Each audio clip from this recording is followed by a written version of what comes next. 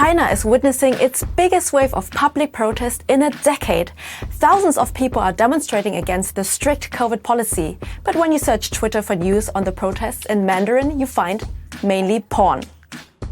How can porn hide protests? And which other strategies do authoritarian regimes use to manipulate social media? So, how does porn help hide protests? The answer is rather simple. When people in China try to find information on what's going on in their country, they can't turn to official sources. Chinese media is censored by the government. Chinese users rely on foreign platforms like Twitter to get unbiased information. Therefore, the regime started to post spam linked to the most popular search terms.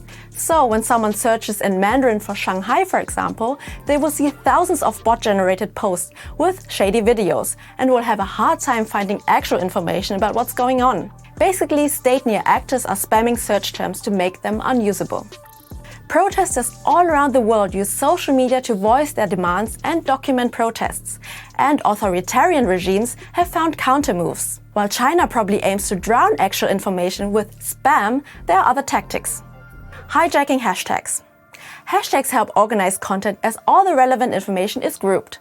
Malicious actors try to dilute them by sending posts with slightly misspelled hashtags. If they are successful, there isn't one hashtag getting big, but several similar ones staying relatively small, and the attention is diverted.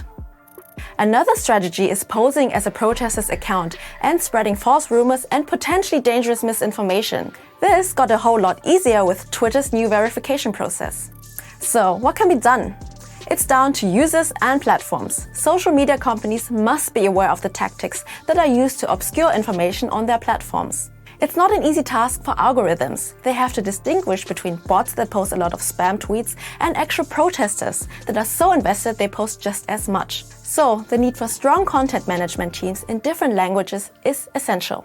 It's no wonder that the propaganda bots flourish on Twitter right now, as the company's moderation teams are heavily depleted after the Musk takeover. And where does this leave us users? We need to learn to be even more attentive to what we see on social media in crisis situations, and sometimes scroll through hundreds of sleazy videos to find the information we are searching for.